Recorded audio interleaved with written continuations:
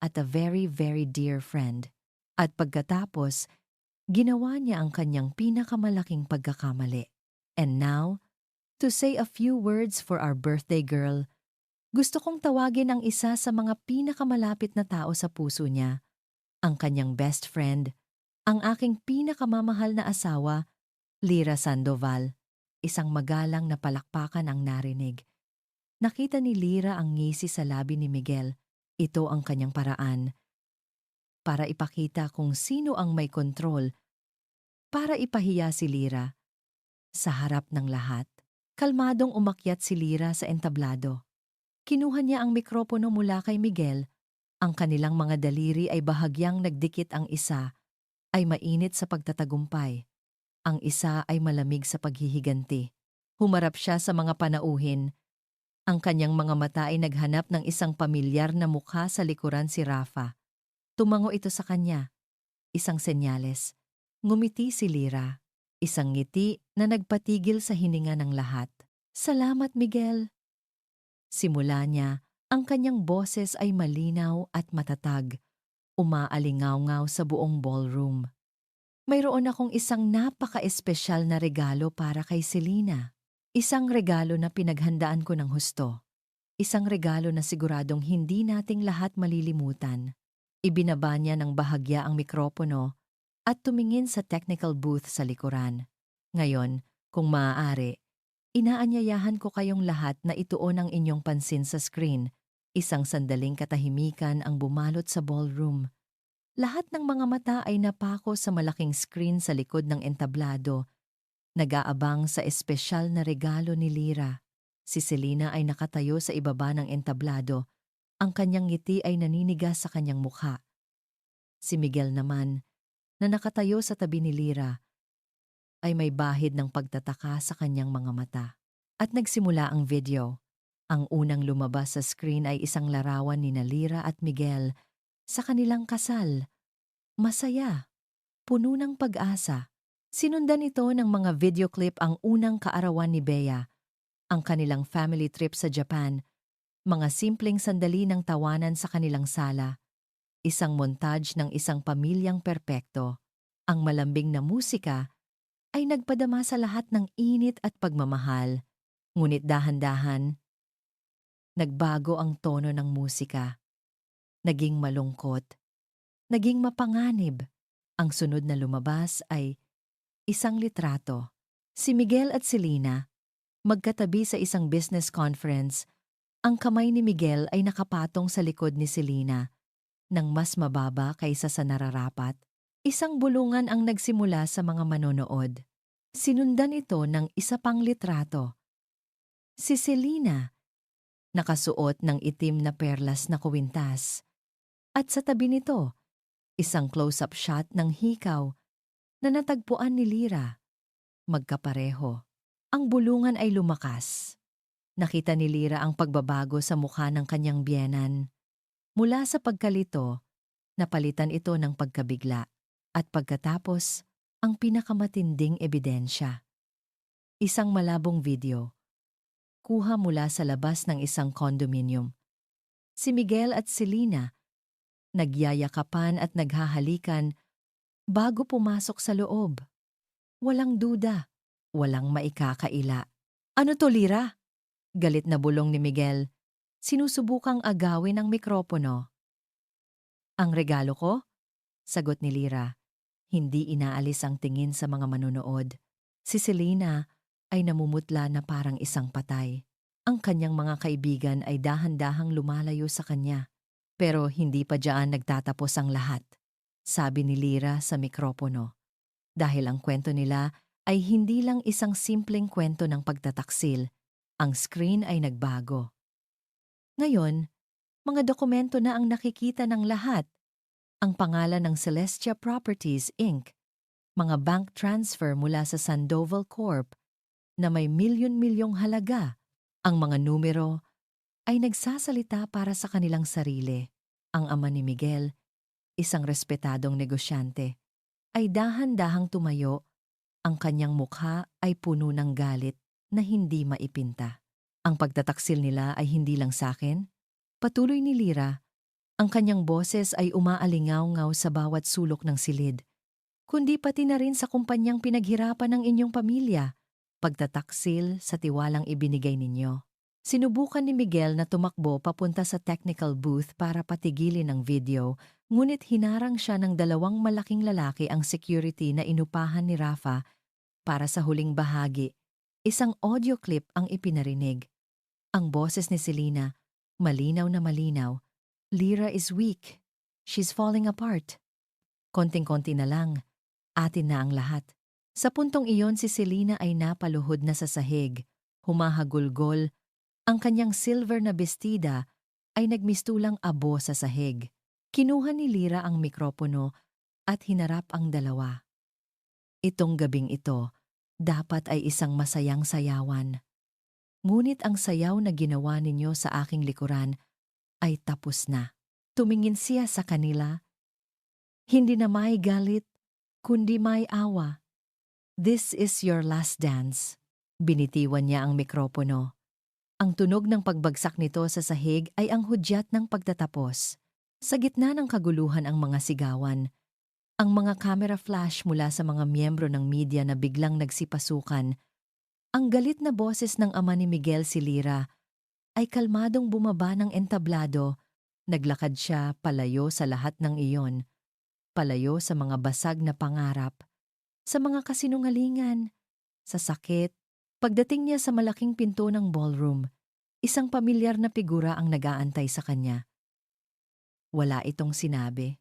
Hinubad lang nito ang kanyang coat at ipinatong sa mga balikat ni Lyra, 1 kilos ng proteksyon at pag-aalaga. Habang magkasama silang lumalabas sa hotel, iniwan ni Lyra sa likod ang nagliliyab na impyerno na siya mismo ang nagsindi. Sa unang pagkakataon sa loob ng maraming taon, nakahinga siya ng maluwag, malayang-malaya. Lumipas ang ilang buwan. Ang iskandalo sa Selena's birthday bash ay naging laman ng bawat pahayagan at talk show sa loob ng ilang linggo, bago ito unti-unting humupa at napalitan ng mga bagong balita. Ngunit ang epekto nito ay permanente. Ang Sandoval Corp ay dumaan sa isang malaking pagbabago. Ang ama ni Miguel, para iligtas ang pangalan ng pamilya, ay tuluyang inalis si Miguel sa lahat ng posisyon sa kumpanya. Si Selena naman, matapos ang kahihiyan at pagharap sa mga kasong isinampa ng pamilya Sandoval, ay nawala na lang na parang bula. May mga nagsasabing umalis na ito ng bansa. Dala ang kahihiyan at durog na reputasyon. Si Miguel ay naiwang mag-isa. Hinarap ang mga kasong kriminal para sa pandaraya. Ang kanyang kayabangan ay napalitan ng pagkatalo. Ang perpektong buhay na kanyang binuo sa kasinungalingan ay gumuho at naging abo. Ang annulment ni Lyra at Miguel ay naging mabilis at pabor kay Lyra. Nakuha niya ang buong kustodiya sa kanilang mga anak. Dahil sa mga ebidensya ng financial fraud, ang hatian ng ari-arian ay naging pabor din sa kanya, sapat para masigurado ang kinabukasan ng mga bata at para makapagsimula siyang muli. Ngunit ang pinakamalaking tagumpay ni Lyra ay hindi ang pera o ang ari-arian. Ito ay ang kapayapaan. Isang maaraw na hapon, nasa isang maliit at maliwanag na espasyo si Lyra sa may Quezon City. Ang amoy ng pintura at bagong barnis na kahoy ay bumabalot sa hangin. Ito ang kanyang bagong simula, isang maliit na art gallery at studio na pinangalanan niyang Umaga. Nakasabit sa mga pader ang kanyang mga obra, mga pinturang puno ng kulay, emosyon at buhay. Sa gitna ng gallery, abala ang kanyang 2 anak, sina Bea at Josh, sa pagguhit sa isang maliit na mesa. Ang kanilang mga tawanan ay ang pinakamagandang musika sa pandinig ni Lyra. "Mommy, look!" Sigaw ni Bea. Itinaas ang kanyang drawing ng isang bahaghari. Ngumiti si Lyra. Isang tunay at masayang ngiti na nagmumula sa puso. "That's beautiful, baby. Ang galing-galing mo." Tumunog ang maliit na kampana sa pinto. Pumasok si Rafa. May dalang isang kahon ng pizza at 2 bote ng soft drinks. Hindi na siya ang abogadong seryoso at nakakunot ang noo. Ngayon, siya ay si Rafa na lang, ang kaibigang laging nandyan. Wow! Amoy tagumpay dito ah! Bati ni Rafa, ngumiti nang makita ang mga bata. Tito Rafa! Sabay na sigaw ng mga bata at tumakbo para yakapin siya. Naging regular na bisita si Rafa sa kanilang maliit na mundo. Ang kanyang presensya ay hindi na nakakailang. Ito ay naging bahagi na ng kanilang bagong normal, isang presensyang nagbibigay ng kapanatagan at saya. Naupo sila sa isang sulok, kumain ng pizza habang pinapanood ang mga batang naglalaro. Kamusta ang unang linggo ng gallery? Tanong ni Rafa. Masaya. Nakakapagod. Pero masaya. Sagot ni Lira. Salamat sa lahat, Rafa.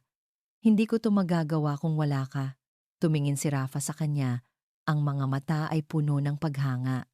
Ikaw ang gumawa ng lahat ng to, Lira. Ikaw ang lumaban. I just gave you the tools. Nagkaroon ng isang komportableng katahimikan sa pagitan nila, walang pilitan. Walang mga salitang kailangang sabihin. Isang pag-unawa na nabuo mula sa mga pinagdaanang unos. Tumingin si Lira sa labas ng salaming bintana ng kanyang gallery. Pinanood niya ang mga taong naglalakad, ang mga sasakyang dumadaan. Dati, ang mundo niya ay kasing liit lang ng kanilang mansyon sa Alabang. Ngayon, ang mundo niya ay kasing lawak ng kanyang mga pangarap. Huminga siya ng malalim. Pinupuno ang kanyang mga baga ng hangin ng kalayaan. Tapos na ang mahabang gabi. Ang bagong umaga ay dumating na. Lumingon si Rafa sa kanya. So, sabi nito, may kasamang isang mapaglarong ngiti. Handa ka na ba para sa susunod na sayaw, Lira? Humarap si Lira sa kanya.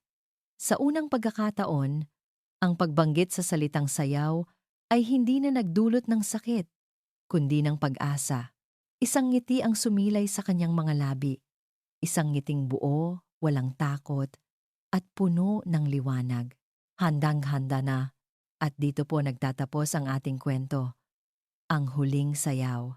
Isang kwento na nagpapaalala sa atin na ang pagtataksil ay hindi ang katapusan. Minsan, ito pa ang nagsisilbing apoy na gigising sa ating natutulog na katapangan. Ipinakita sa atin ni Lira na ang tunay na lakas ay hindi nakikita sa paghihiganti, kundi sa kakayahang tumayo muli, buuin ang sarili at harapin ang bagong umaga, nang may pag-asa at panibagong pangarap. Maraming salamat po sa inyong walang sawang pagsubaybay sa bawat kabanata ng kwentong ito. Lubos po naming ikinatutuwa ang inyong pagtangkilik. Nais po naming marinig ang inyong mga saloobin. Ano po ang masasabi ninyo sa kwento ni Lira? Anong aral ang inyong napulot? At kung mayroon po kayong gustong marinig na kwento sa susunod, huwag po kayong mag-atubiling i-comment sa ibaba. Gusto nyo ba ng mas maraming drama? O baka naman isang kwentong puno ng kilig at pag-ibig? Maraming salamat po sa inyong walang sawang pagsubaybay. Kung nagustuhan ninyo ang kwentong ito, pindutin na rin po ang subscribe button para lagi kayong updated sa mga susunod pa nating kwento. I-click nyo na rin po ang notification bell para kayo ang laging unang makarinig sa aming mga bagong upload. Hanggang sa muli. Paalam.